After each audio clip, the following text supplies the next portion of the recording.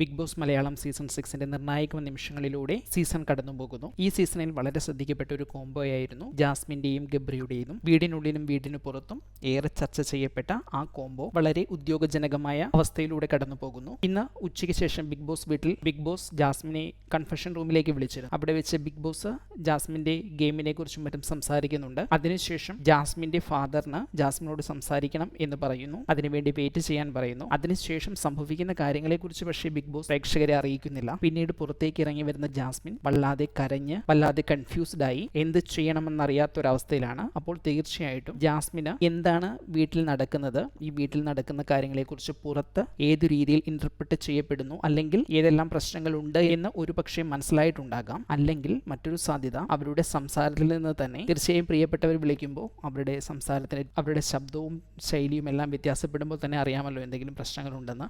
അങ്ങനെ മനസ്സിലാക്കിയിട്ടുണ്ടാകും. അതോടെ എന്തോ ഒരു പ്രശ്നം പറ്റിയിട്ടുണ്ട് എന്ന് വ്യക്തമായി ജാസ്മിൻ മനസ്സിലാക്കിയിരിക്കുന്നു. പുറത്തു വന്ന് മറ്റു മത്സരാർത്ഥികൾ ചോദിച്ചപ്പോൾ തന്റെ വാപ്പയ്ക്ക് ആട്ടിന് വയ്യാത്തതാണ്, ചില പ്രശ്നങ്ങളുണ്ട്, അതുകൊണ്ട് അടുത്ത ദിവസം ഒരു ഓപ്പറേഷൻ നടക്കുന്നുണ്ട് എന്ന് പറഞ്ഞുകൊണ്ട് കരഞ്ഞുകൊണ്ട് തന്റെ റൂമായ പവർ റൂമിലേക്ക് കയറിയിരിക്കുകയായിരുന്നു. തന്നെ ആശ്വസിപ്പിക്കാനായി എത്തിയ ജെഫ്രിയോട് പോലും ഒരു അകലം പാലിച്ചിരിക്കാനാണ് ജാസ്മിൻ പറയുന്നത്. അത് കഴിഞ്ഞ് നടത്തുന്ന ചില സംസാരങ്ങളിൽ ലഭിക്കുന്ന സൂചനകൾ ഇങ്ങനെയാണ്: എനിക്ക് എങ്ങനെയാണ് ചിന്തിക്കേണ്ടത് എന്ന് മനസ്സിലാകണില്ല, ഏതാ ശരി ഏതാ തെറ്റ് എന്ന് മനസ്സിലാകുന്നില്ല എന്ന് പറയുന്നുണ്ട്. അതുപോലെ തന്നെ ഉത്തരവാദിത്വത്തോടെ കളിക്കാൻ പറഞ്ഞു എന്ന് പറയുന്നുണ്ട്. അപ്പോൾ തീർച്ചയായിട്ടും ഒരുപക്ഷെ കാര്യം പറയാതെ ഒരു സൂചന കൊടുക്കുകയായിരിക്കാം ചെയ്തത്.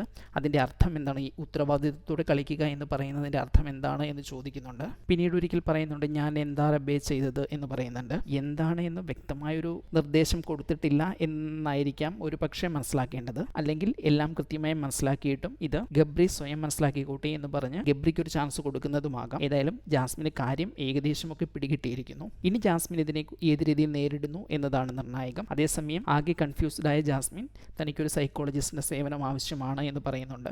ആരോടും ഒന്നും പറയാൻ കഴിയാതെ, ആരെയും ഫേസ് ചെയ്യാൻ കഴിയാതെ തൻ്റെ പ്രിയപ്പെട്ട സുഹൃത്തുക്കളിൽ ഒരാളായ റസ്മിൻ ഭായ് പോലും വന്നിട്ട് പുള്ളിക്കാരിയോട് പോലും സംസാരിക്കാൻ കഴിയാത്തൊരവസ്ഥയിലേക്ക് ജാസ്മിൻ എത്തിയിരിക്കുന്നു. ഇനിയുള്ള നിമിഷങ്ങളിൽ, ഇനിയുള്ള സമയങ്ങളിൽ ഇതിനെക്കുറിച്ച് ജാസ്മിൻ എടുക്കുന്ന ഓരോ തീരുമാനങ്ങളും വളരെ നിർണായകമായിരിക്കും. അത് തന്നെയായിരിക്കും ഒരു പക്ഷേ പ്രേക്ഷകർ മുന്നോട്ട് കാത്തിരിക്കുന്നതും.